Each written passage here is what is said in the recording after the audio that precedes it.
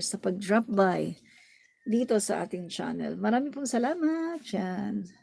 Hello po, Admin Rich. Yan. Hello din po sa inyo. Yan. Marami pong salamat sa pag-drop by sa ating channel. No? Yan. Thank you po. And Ninita Umali. Maraming salamat, Ninita Umali. Number 12. Yan. Number 12 like si Ninita Umali. Marami pong salamat. Yan. Simply Talkies, shout out. Yan, shout out po sa inyo, Simply Talkies, no? So, guys, no, paki-share po ng ating video, mga kaibigan, no? Share po natin ang ating video. Yan. Dali guys, ha? Lagyan ko lang ng thumbnail. Saglit po, lagyan ko lang po ng thumbnail.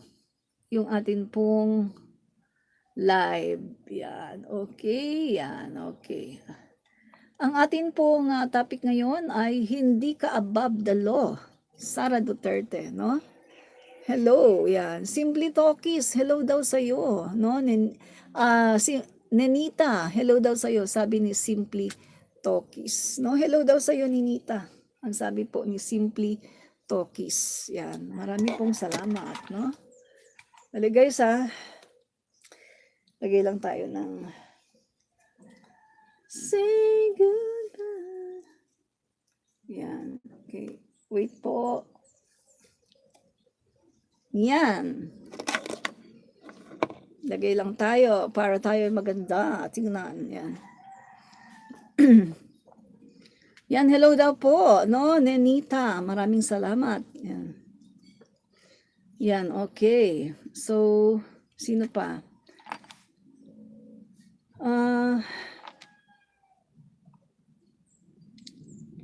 Sandali guys, Okay. So, paki-share po, no? The weather is very hot right now. Be careful, everyone. Blood pressure is high. Oo nga po, no? Pero yung blood pressure ko po ay palaging okay. Okay palagi ang aking blood pressure, no? Yan. So, wait lang guys, wait. Saglit po Saglit po guys. Wait lang po.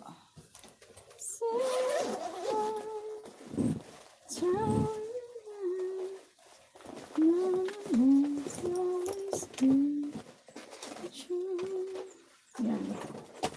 Wait lang guys Parang gusto kong gusto kong isuot ito. Yan, ito po. Parang gusto ko siyang isuot ngayong aking live, no?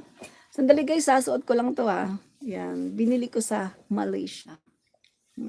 Wait suot ko lang saglit Gusto kong magpalit, no? Wait lang po saglit po. Palitan ko lang po yung aking Yan. Wait guys, wait lang po.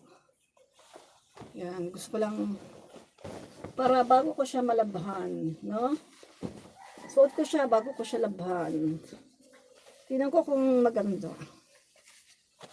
Yes, ang ganda pala. Oh, di ba ganda?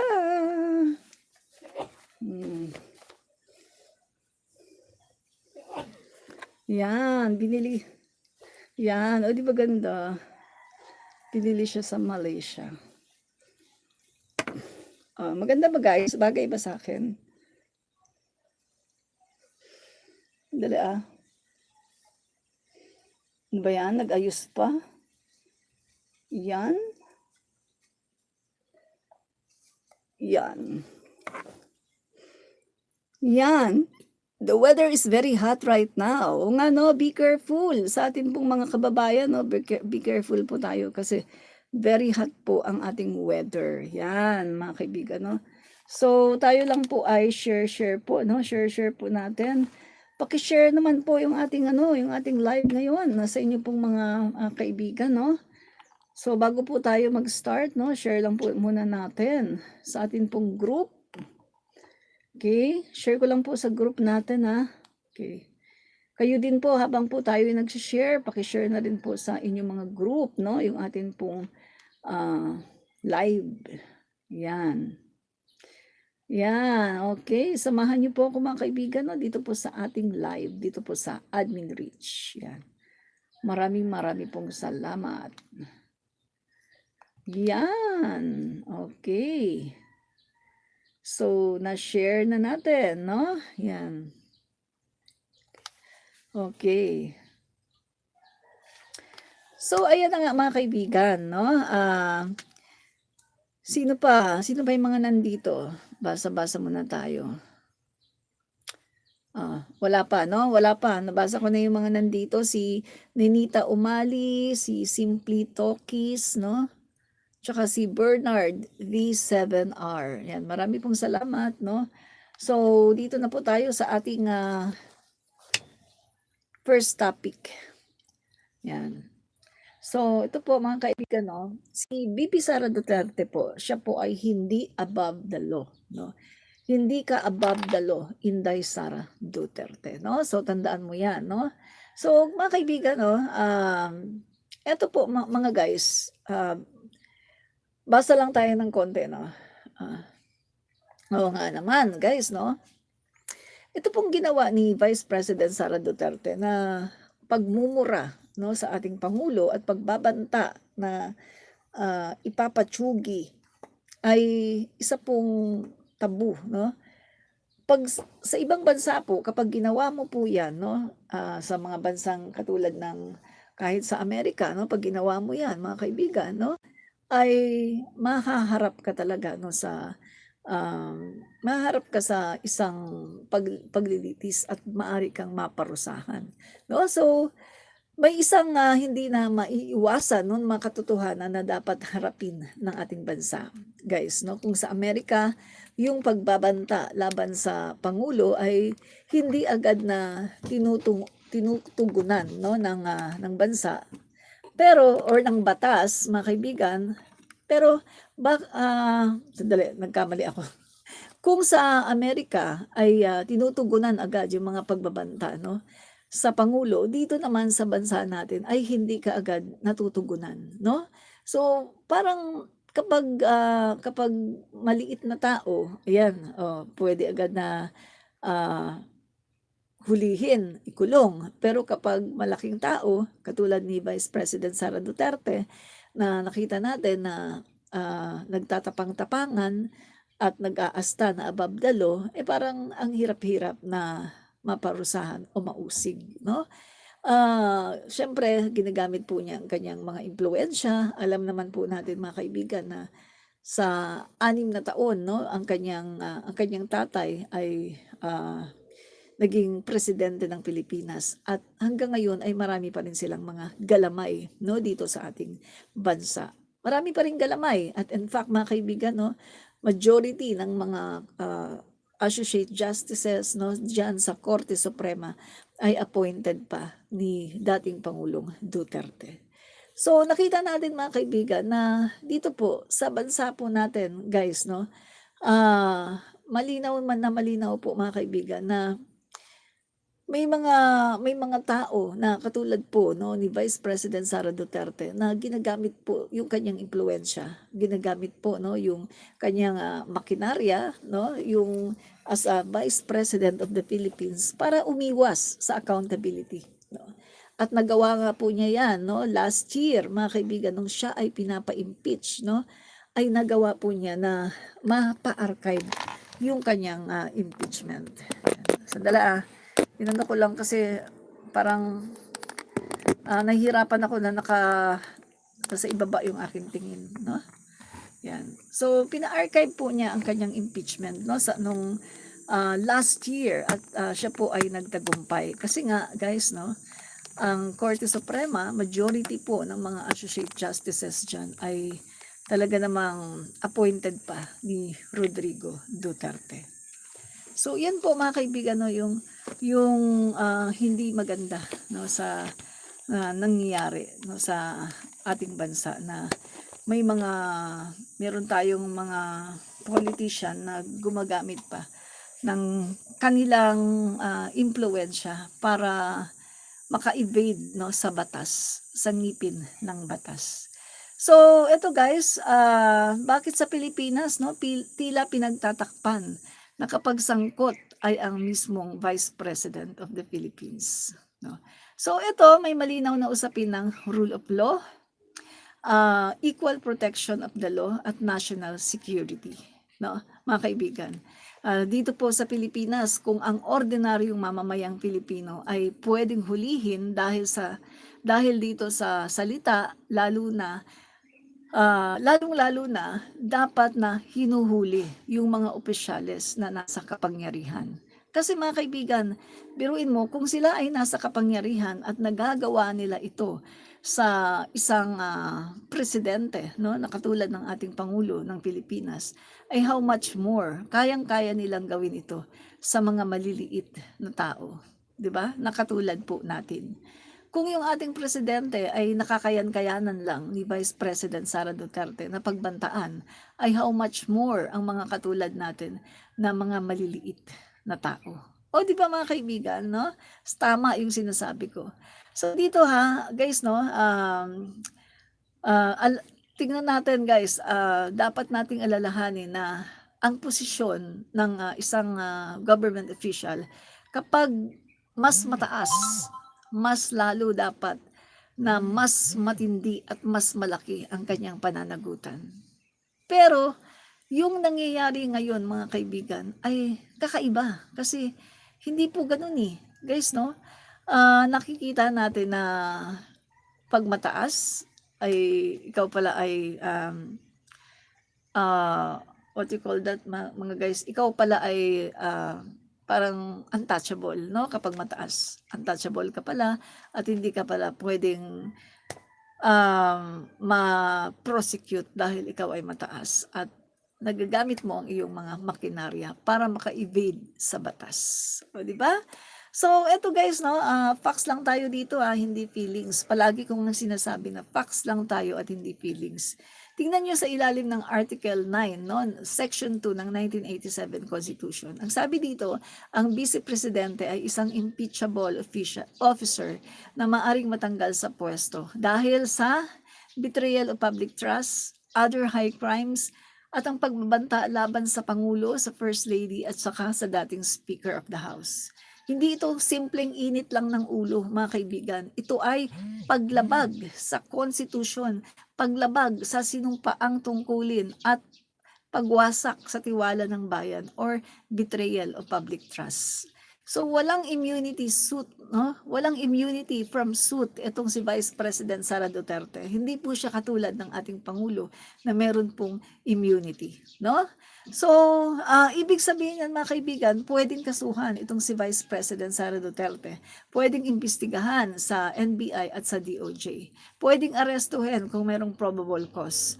Hindi siya exempted sa batas, no? So yung grave threats, hindi opinion, hindi krimen, no? Sa ilalim ng Article 282 ng Revised Penal Code, ang pagbabanta ng pagpatay ay isang krimen. Kapag may kondisyon, intensyon o pahayag ng kakayahang gawin, ito ay nagiging mas mabigat. Nakita naman natin si Vice President Sara Duterte, meron talaga siyang kakayahan na gumawa nun. Given, mga kaibigan, ang kanyang tatay ay umaamin, no, na siya ay tsumutsugi. At sa panahon ng tatay niya ay 30,000 ang mga natumba ayon po sa Human Rights, 'di ba? Commission. So nakita natin mga kaibigan, yung mga sinasabi din ni Vice President Sara Duterte ay kinukumpirma, no? Kinukumpirma po na talagang nagagawa niya yung mga bagay na ito. Kasi nga, biruin mo, nag-hire siya ng assassin. Vice President, lawyer, pero nag-hire siya ng assassin.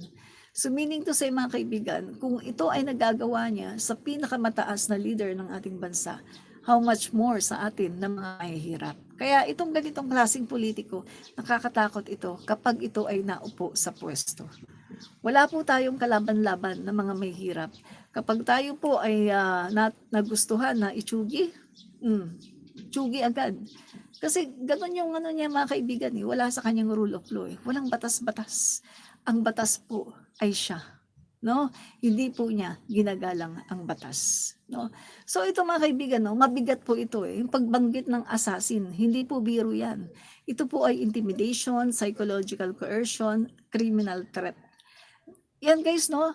Simple lang ito, guys, kung titingnan, pero mahalagang mahalaga. Yung pagbabanta ay isang kaso, ang aktual na hakbang, yung pag-contract sa assassin, hiwalay yan na kaso. So ibig sabihin, kahit salita pa lang, may kaso na dapat. Kapag may aksyon, may dagdag na kaso na dapat. No? So sa batas mga kaibigan, no, ayan yung intent plus preparation equals mabigat na pananagutan. Pero anong nangyayari? Mukhang nakakatakas itong si Sara Duterte sa batas dahil ginagamit niya ang kanyang impluensya, no? At ang galamay ng kanyang tatay. So, mga guys, no, eto pa, sa ilalim ng Articles 142, ang pananalita na nagpapahina sa gobyerno at nag-uudyok ng kaguluhan, mga kaibigan, ay sumisira, no, sa otoridad. Sumisira ito sa ating bansa at sumisira ito sa gobyerno at sa Pangulo. At maaring ituring na inciting to sedition. No, so kapag nagsasalita, no, ang pagsasalita ng isang mataas na opisyal, ito ay may malaking epekto, mas malaki ang magiging epekto nito sa taong bayan. At mga guys, pwede itong gamitin sa malawakang pagpapabagsak o destabilization ng ating gobyerno. So kung titingnan natin, sabi po sa RA 6713, itong ethics and professionalism. Ang Code of Conduct for Public Officials ng mga kaibigan ay nag-uutos na ang isang public official dapat mayroong integrity, dapat may respeto sa batas, dapat may professionalism. So yung pagbabanta ng karahasan na isang unethical, unprofessional, paglabag sa batas. At bilang isang abogado na kiniklaim ni Sara na siya ay abogado, mga kaibigan, sakop dapat si Sara Duterte, no, sa mga administrative, no, liability at disbarment. Bilang abogado, sakop siya ng Code of Professional Responsibility. Sakop siya, no, mga kaibigan, at may obligasyon siya sa moral integrity. Yung pagbabanta ng pagpatay ay gross misconduct, unethical behavior, at ang resulta dapat lang na madisbar si Sara. At isa pa, national security yan.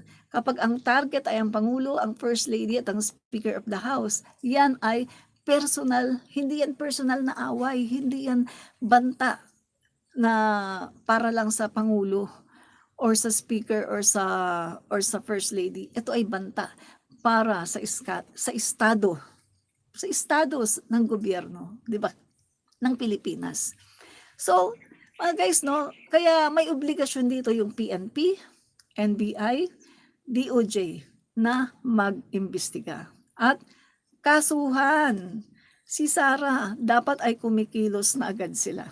Tingnan nyo, tingnan nyo yung precedent, mga kaibigan, sa Pilipinas, sa panahon po ni Rodrigo Duterte.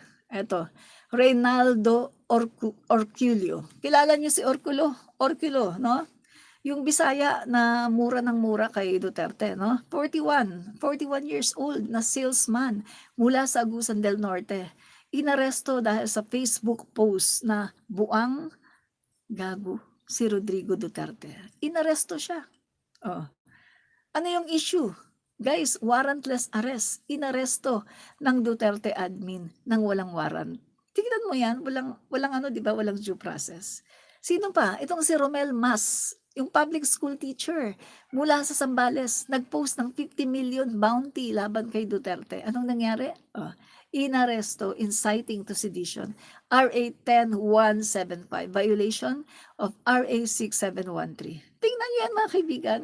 Yung result, binasura ng RTC for illegal arrest. Ano pa, mga kaibigan, yung ebidensya? Confession equals inadmissible. Walang abogado. Eto mga kaibigan, walang abogado. So yung nangyari dito, 3 beses ibinasura hanggang 2021 dahil sa kakulangan sa ebidensya. At tandaan natin, inaresto sila kahit mga ordinaryong mamamayan lang sila na walang kapasidad. Hindi kagaya ni Sara Duterte na Vice President ng Pilipinas. So ang tanong dito, kapag maliliit na mga tao, aresto agad. Pag Vice President ng Pilipinas, hayagan, nakita ng buong mundo, nag-hire ng assassin, ipapatsugi ang presidente, ang Speaker of the House at ang First Lady. Pero anong nangyari? Wala. Ay grabe naman, no? Grabe naman. Dapat dapat nga at that moment inaresto si Sara Duterte. Sa totoo lang, no, sa ibang bansa, guys. At that moment, kapag siya ay gumawa ng ganyan, aarestuhin siya. At that moment mismo, pupuntahan siya doon sa kanyang, kung saan nandun siya, at aarestuhin siya dahil sa kanyang ginawa. Grabe yan, guys. Hindi yan simple na pagbabanta lang. Grabe ang ginawa ni Sara Duterte. Sa totoo lang tayo dito, no? Ito pa mga kaibigan, no?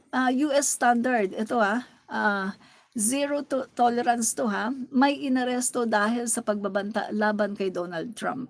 Walang exemption, walang palusot. Threat, no? Yung threat, actionable offense, no? At malinaw na double standard, no? Yan mga kaibigan, nakakalungkot isipin, no? Yung teacher, kinasuhan, simpleng post, ipinakulong. Pero kapag vice presidente na may makapangyarihan, at may impluwensya, walang aksyon, ibig sabihin double standard, di ba? So kapag double standard, yung masasabi natin dito, no? Mga kaibigan, hindi yan justice. Selective justice yan, no? So, hindi po katulad no sa ibang bansa na talagang at that moment aarestuhin ka talaga kapag may sinabi kang hindi maganda sa iyong presidente, no? Kung nagawa ng Amerika, guys, kung ang Amerika nagawa nila na arestuhin ang nagbanta, mga kaibigan, kay Donald Trump, at kung yung Duterte admin ay hinuli yung ordinaryong tao, lalong dapat kumilos laban dito kay Sara Duterte kasi siya ay may mas kapasidad na gawin ang kanyang sinasabi at mas may impluwensya para ituloy ang kanyang pagbabanta sa Pangulo. At mas delikado ang epekto nito sa ating bayan kasi ito ay banta sa security ng Estado. So ang mas malaking usapin dito mga kaibigan ay anong klaseng hustisya meron tayo? May batas pa ba para sa lahat o para lang sa mahihina? Kung may batas para sa ordinaryong Pilipino, dapat 'di ba mas lalong may batas para sa makapangyarihan? So sa pagbabanta, no, ang krimen ng pagbabanta, kahit sino pa 'yan, wala dapat exempted, kahit ang mga Duterte pa, no? Kaya ang masasabi ko, no, galaw-galaw, DOJ, kilos-kilos, NBI at saka PNP, kilos-kilos kayo. Bakit hanggang ngayon hindi nakakasuhan si Vice President Sara Duterte? Di ba? Facts lang tayo dito mga kaibigan. Hindi tayo namemersonal. Facts lang ang ating sinasabi. Di ba? Salamat po, TYT Gas, no?